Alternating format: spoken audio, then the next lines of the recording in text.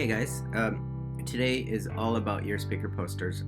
So I thought it might help to sort of look at some speaker posters and try and point out common areas and commonalities where design works, whether it's simple or complicated.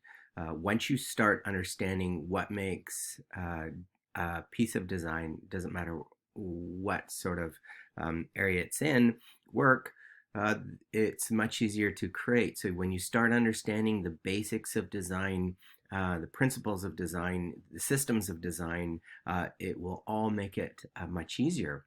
So some of these things we kind of take for granted. Sometimes I take it for granted, but for the most part, it's super important. So I will just pull out a few posters here.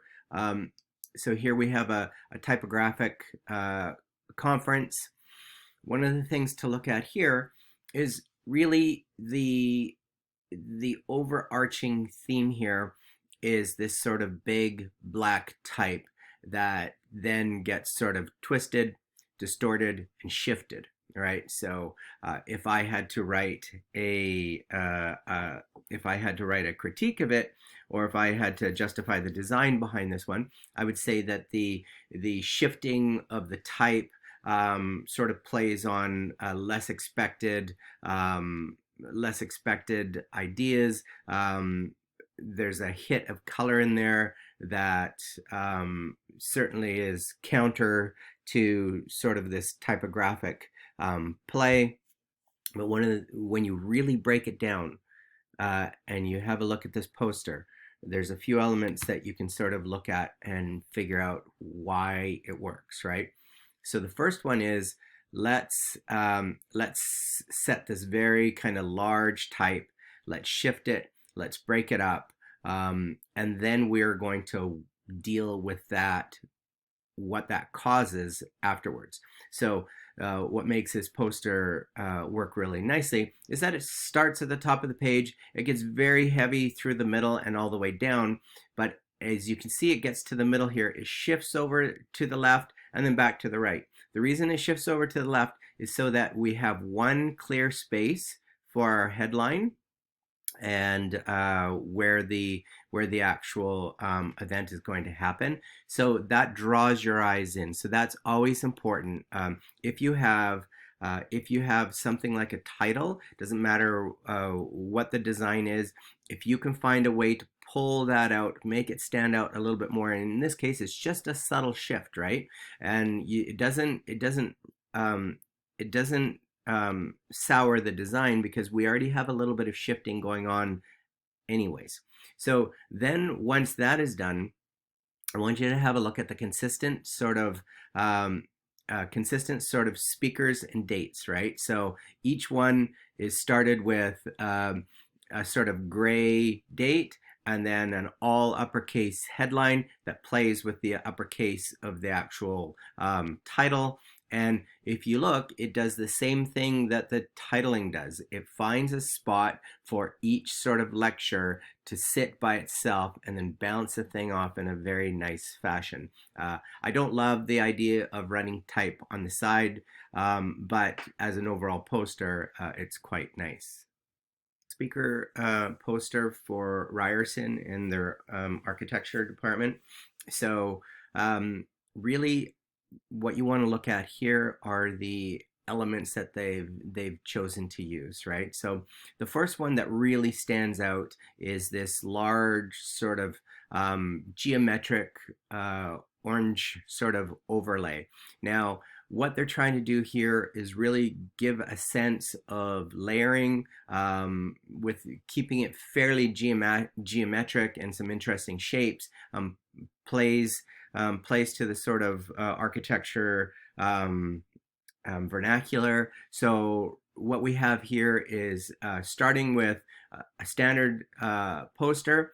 If you see down at the bottom, it has a rounded shape, and then it's taking that rounded shape, so it's a little bit unexpected, and then it's countering that, or it's using that a couple times in the actual poster. So you put down the orange shape, It's going with a very rigid sort of grid system of dots, right? Which is, again, when you look at architecture, it's all about sort of grid systems. So they've sort of used this very industrial sort of black dots all the way across the actual poster.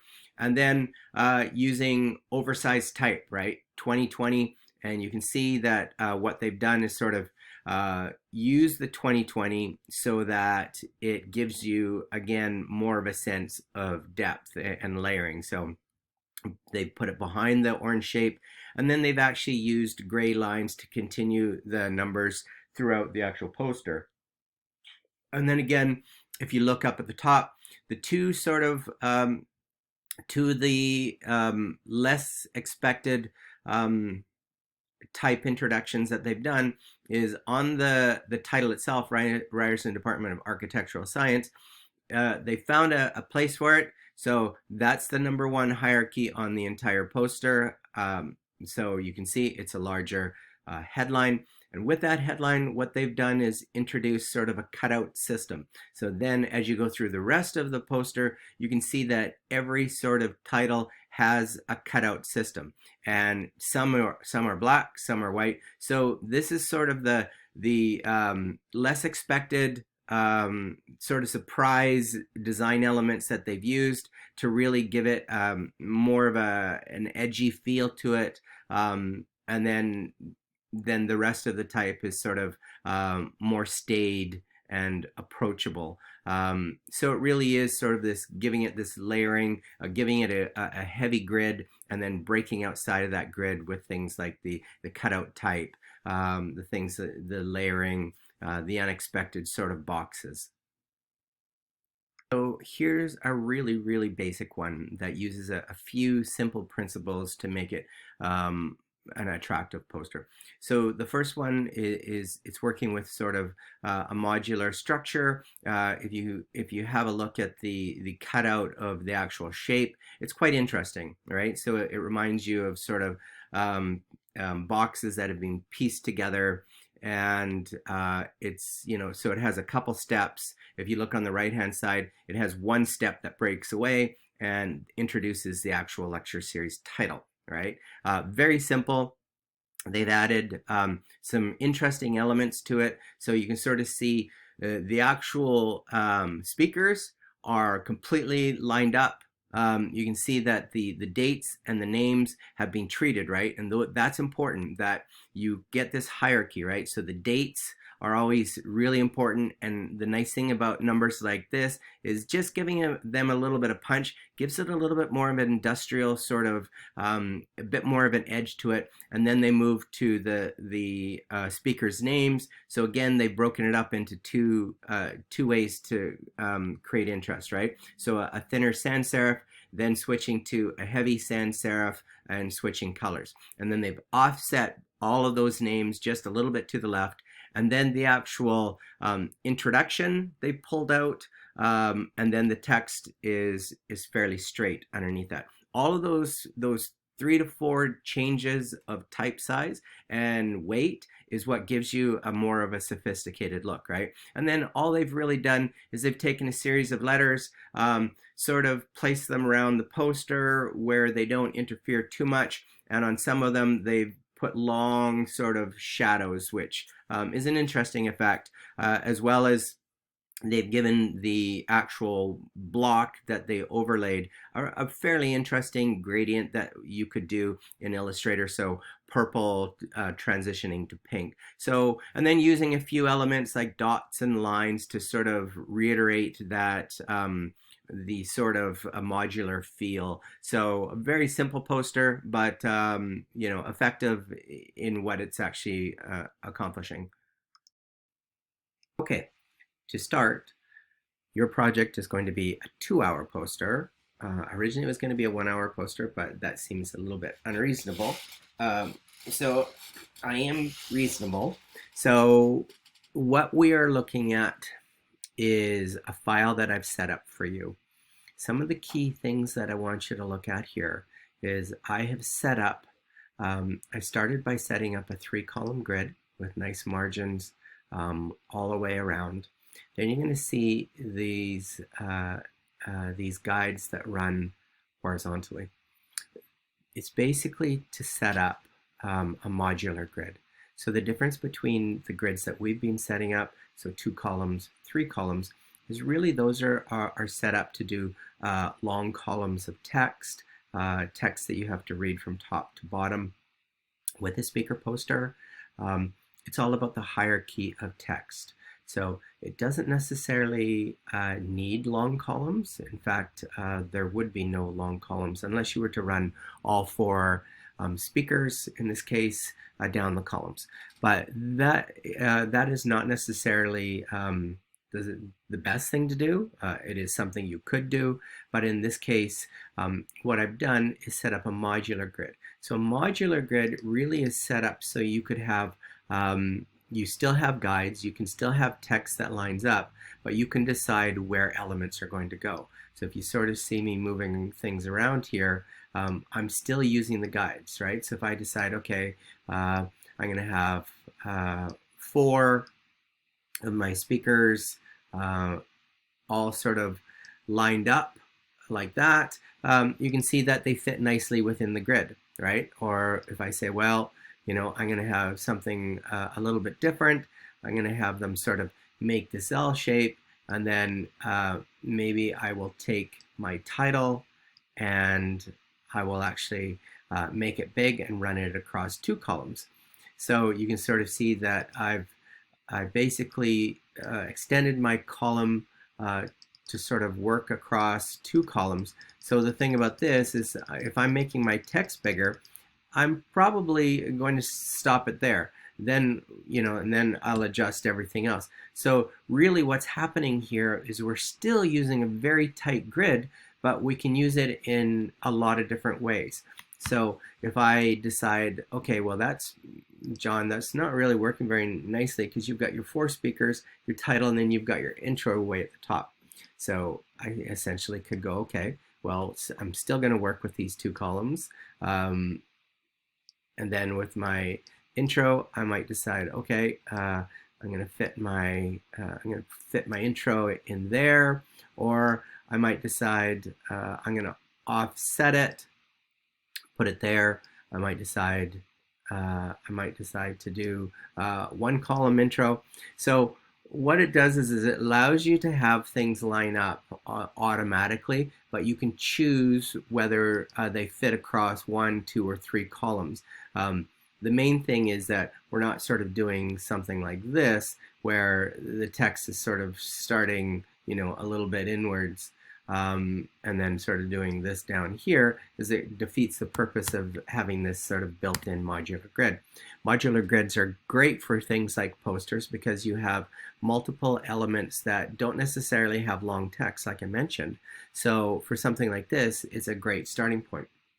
So that being said, with this 2-hour poster, the reason it's 2 hours is because that's it gives you a little bit of an indication of you know, when you're working in an agency. So we would have projects come in all the time, or you know, a typical at Signals Design, we often on our docket list, we might have 40 to 50 projects going at one time. Doesn't mean that I'm working on 40 to 50 at the same time, but we know that typically in a big agency there can be up to, you know, 50, sometimes 100 different jobs open. That means that some jobs will come in and they have to be done very quickly, and some tasks have to be done very quickly. So that's the idea behind this poster today. It's meant to warm you up and sort of get you ready for your speaker posters.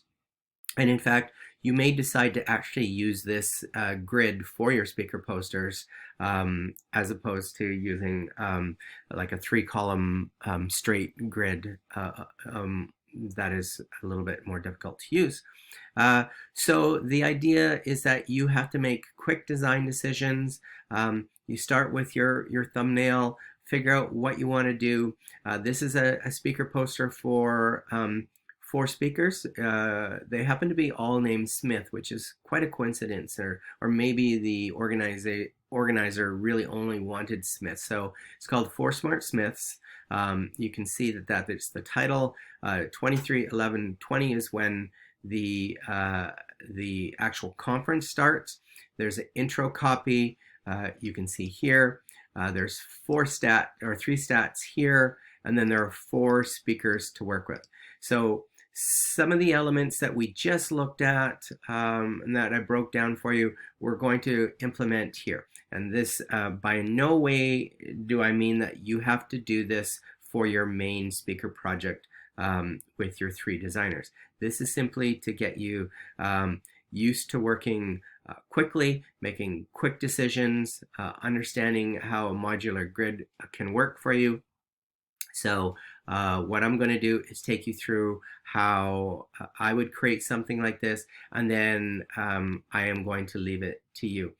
So with this one, we just looked at a couple different really simple poster systems that used graphics, right? So that's what we're going to do with this one. So what I've done is I've sketched out a graphic. I sketched out a couple graphics. The first one used a simple sort of geometric shape as an underlay, like the last poster we looked at. And then the second one I looked at was using like a geometric sort of speech bubble. And that's the one that I'm going to go forward with.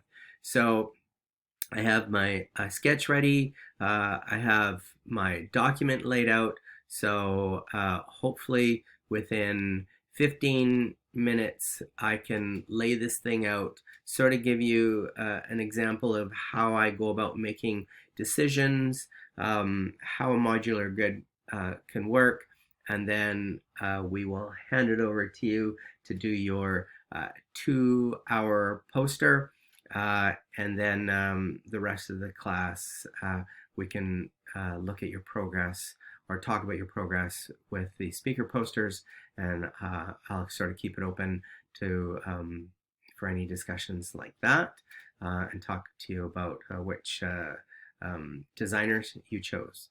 So the first thing I am going to do is I'm going to recreate my thumbnail graphic. So on my graphic, I basically have a bit of a geometric, sort of interesting shaped speech bubble. So I'm not going to worry too much about it being perfect, but I'm going to use the pen tool, and I'm simply going to, now with this one, I'm not going to worry too much that it completely aligns with the grid, but I do, in the back of my mind, I do have a couple ideas of how the text may work in here. So I'm going to step it down, and again, you can use a speech bubble, or you can use just a geometric shape if you like. So this is going to be the speech part of it. I'm just going to extend it here, and then bring it over here, bring it back to my guide. So I am keeping in mind my grid somewhat. I'm going to bring it up and then bring it back over. So I've done that. Now I am going to select a color for it. I'm going to make it very kind of bluey green.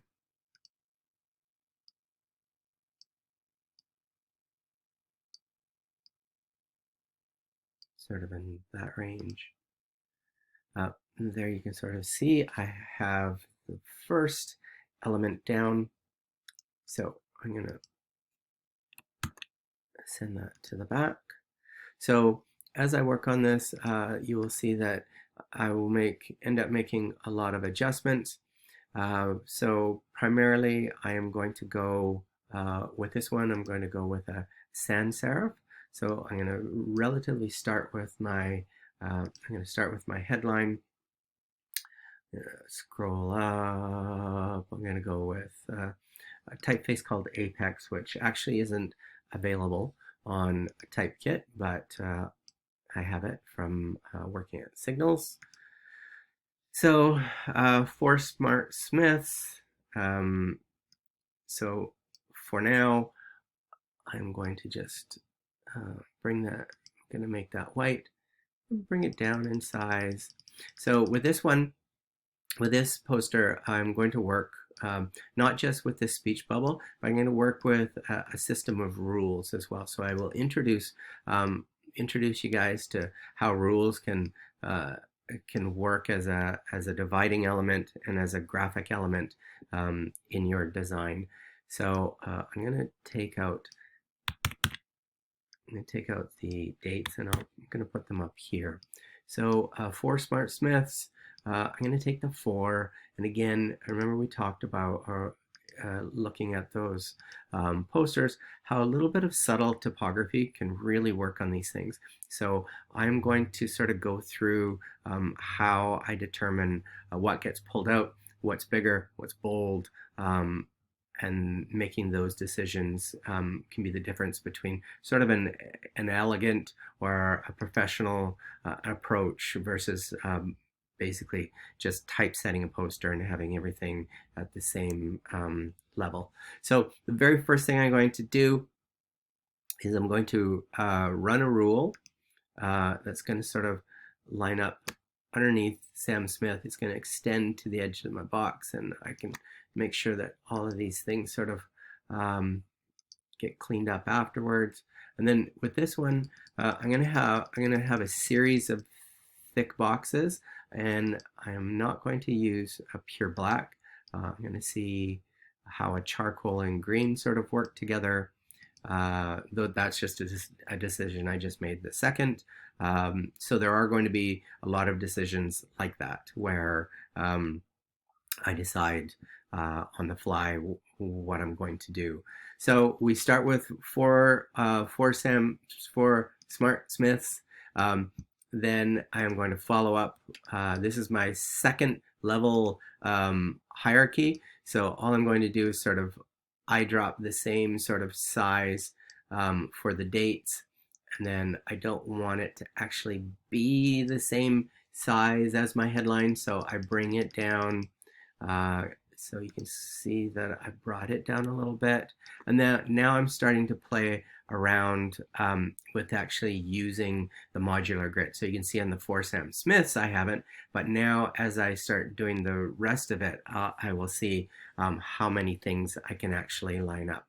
So I brought my text down a little bit, just bring it down a tiny bit more, and then what I'm going to do is now I've introduced this rule. It's not going to be a one-off. It's going to be part of a design system, and you'll hear me talk about design systems quite a bit. So a design system really is the parts that you use to put together any piece of design.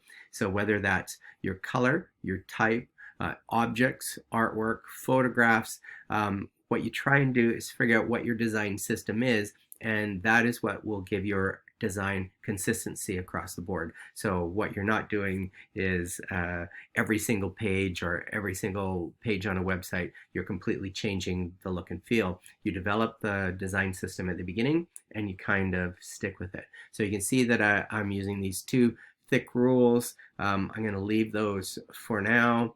One of the things I'm going to do is I'm going to give it a little bit of layering, like we saw on some of the posters we looked at. So I'm simply going to come up here, and I'm going to just carry over this sort of modular look. So I'm just going to make a small box. One of the things I will do in InDesign is you'll see this color. I am just going to open it, check the numbers, yes. So you can see it sits in my swatch palette now, which is, so I'm going to just build these set of, basically they're going to be little square boxes, and I'm going to turn them into a pattern. I'm going to quickly do this. I don't want to have you guys watch this too much. You see I'm just filling them across the page. And what I'm going to come and do, I'm just going to group them, Command G. That way I have sort of control of them. I'm just going to sort of fit them as a pattern. So I'm going to give them percentage of the color that I made, and then I'm going to repeat them down the page in intervals like this. Zoom out.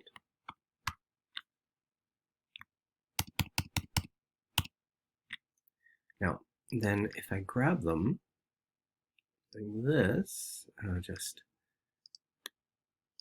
going to hold them down so that I'm going to basically make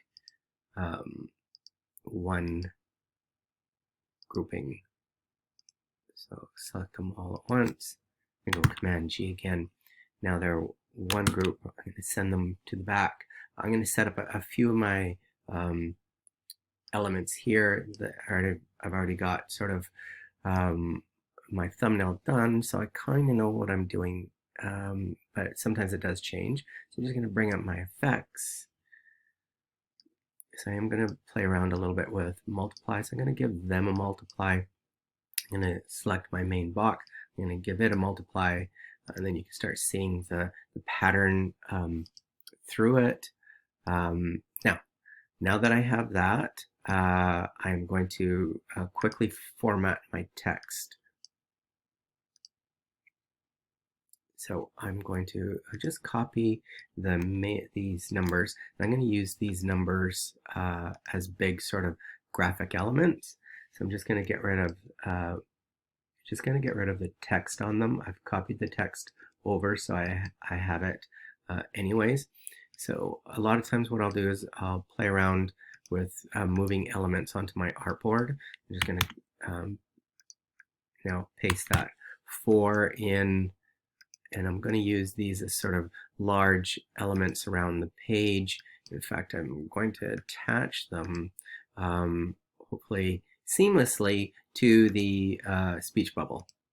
So I'm going to make it big, big, big. So I'm going to make it about, let's go 90 points. Let's go 155 points. Then we're going to make it our green color, and we'll just see how it works. So I'm definitely not going to have the 4 next to the 4.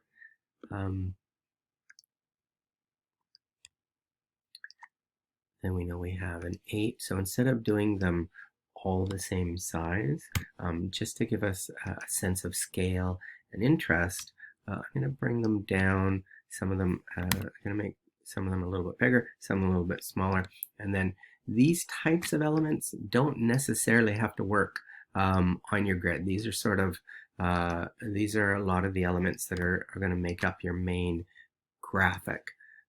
So 0, 4, and 20. So I'm going to leave these two at relatively the same size, and I am going to sort of hang this one here like that, and then just going to quickly format that text. I'm just going to get rid of the numbers, bring the type size down quite a bit. Again, I'm going to make it our color. So now I've got that formatted. I'll break it up.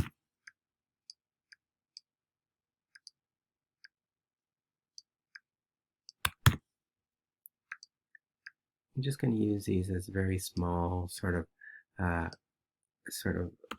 points next to the numbers. That's a little bit too small. So we're just going to bring that up. I don't want it to be bigger than the main dates and things. So we go dogs. This one I might center underneath it.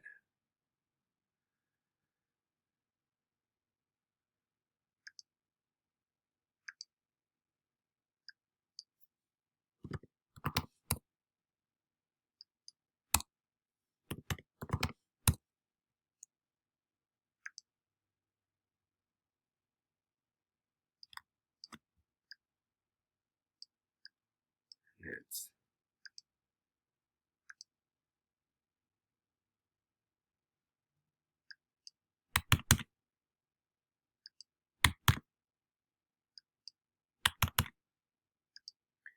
So I'm just flipping the dates around. So now you can sort of see that I have some interesting elements going on with that. Then I am going to format the next most important thing, which is my introduction. I'm going to make this about 13 point.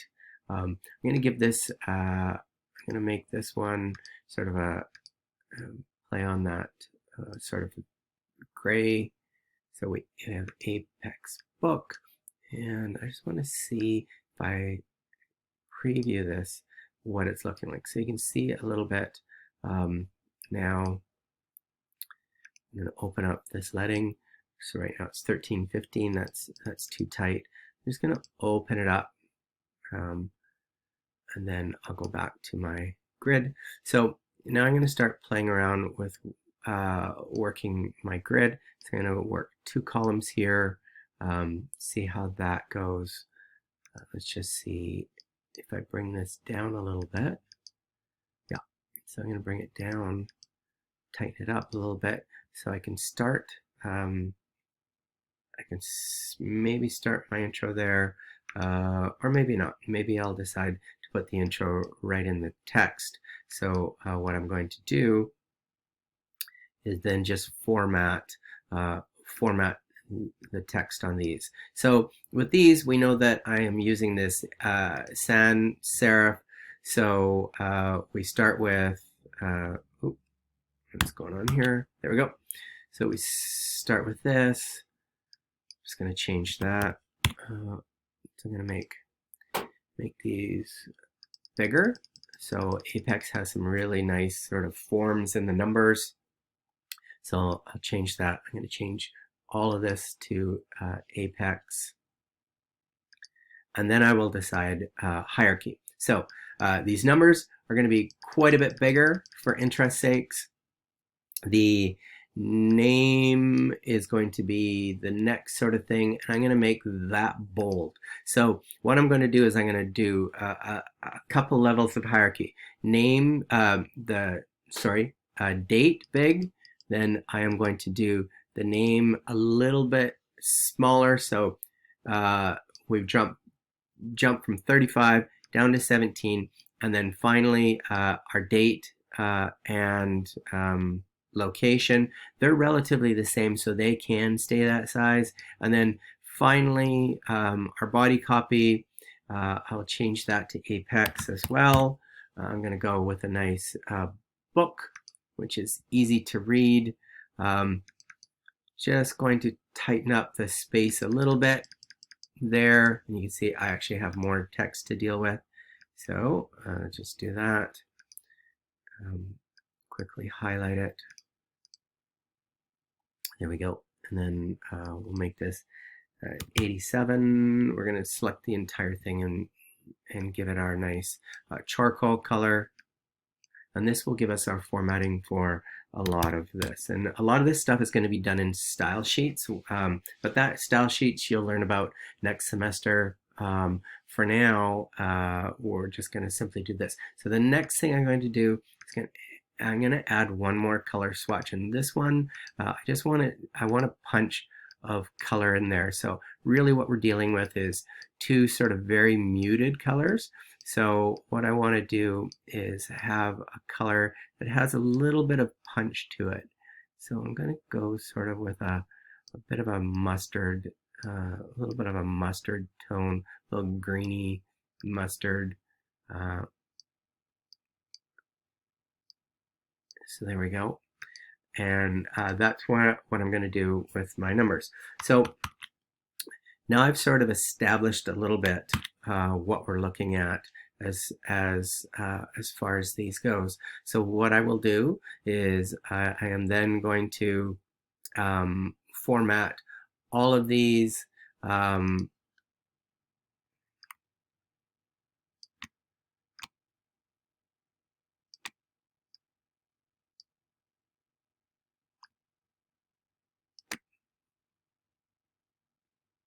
So all I'm going to do is I'm simply going to go down, copy the information that is not common,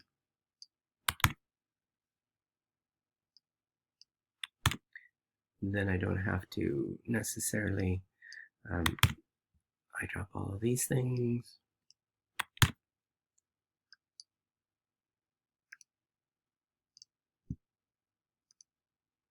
And like I said, there is easier way to do this, which is style sheets that we'll learn a little bit next semester. But really in InDesign, you can set up style sheets so that you don't have to eyedrop all this information or rekey it in. And basically it would be like, oh, I would have a style sheet for the numbers, and it would just be, all I'd have to do is highlight the text and then click on my style sheets that said numbers, and it would change those into it would change them into the right size, right color, everything else. So they're very handy, very easy to use, but we don't want to overload you necessarily with too much information. You're probably going, oh, it's a little late for that, but they will make your life easier, but I'm not going to use them just yet. Let's just switch these. I will make one more change to the hierarchy. We're going to keep this fairly simple. I'm trying to get it done in 15 minutes. So I am a little bit behind there, so I'm going to have to hurry my butt up. Okay, there's no way I'm leaving that as gray, so we're going to pop that as white. We're going to see, yes, we're going to work that within basically our two columns. Just going to shorten this a little bit so we don't get too close to the edge. But there you go. We're relatively, we're starting to move now. We're starting to move, you guys. This is good news for you because you'll no longer have to watch this. Going to get rid of these. Quick, quick, quick, quick, quick. Oops. I accidentally brought in a guide. So now I am really going to use my, for the rest of this stuff, I am going to use my system, 27, 28. Oh, so it's actually up there. So what I'm going to do is I'm going to move 27. I'm talking about dates right now. I'm not talking to myself necessarily. I'm going to grab my 4 dates and I'm going to have them start from the top of the page, sort of move down through to the bottom of the page. So more in a linear fashion. And then I'm simply going, with these ones, I'm going to stay within my grid, but I'm going to just offset them a little bit. And again, things like orphans and widows, I can fix afterwards. But now basically what I want is a relationship between these four speakers. So I can see then that I'm going to have to make some adjustments. So I may have to fix this. And then again, like I said, I've started this rule system. That rule system is going to become part of my design language. But however, there's no way I'm going to have huge rules everywhere. So I'm going to bring these down much thinner, and I'm just going to use these as a dividing system. So I'll find a sort of a common length. I'm going to position them in between here, oops, in between my columns, just outside of the column. Then I'm going to follow up with them down here. So again, in between my columns,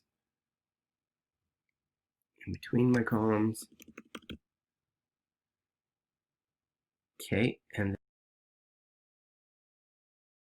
okay, so just cleaning this up. So another, add another 5 minutes to my tally, and you can sort of see I've departed a little bit. I really didn't like my color palette, so a quick change in Illustrator and InDesign, going with more of a charcoal look, and then still using the mustard color. just a little bit more exploration, and that's just checking to see what happens if I sort of introduce the same modular system, but some sort of a little bit of arbitrary sort of hits of color in different areas. So what I'm trying to do, just find a few areas where I can really make the excuse me, okay, that doesn't count as my 20 minutes, I'm just saying. So just seeing if there are some areas where then I can add a little bit of color. And whenever you do one thing, you have to often counterbalance those things so it doesn't get too busy in other areas. So you can sort of see using a little bit of the yellow and then a few sort of arbitrary overlaps, and there we are, close enough. We'll add put this one to bed finally, but you will notice that again, like I said, once you get the once you sort of get the main elements done, it gives you a lot more opportunity to sort of go in and fix things a little bit. So going in and making things line up is important. So I'm just going to adjust that so the S works on with our grid. So I do keep these things oftentimes as I'm finishing them. I will go in and really sort of relook at my alignment, seeing if there's any way that I can get some things to line up. So in this case, I might just extend this column a little bit, just so I'm working within the within my quadrant.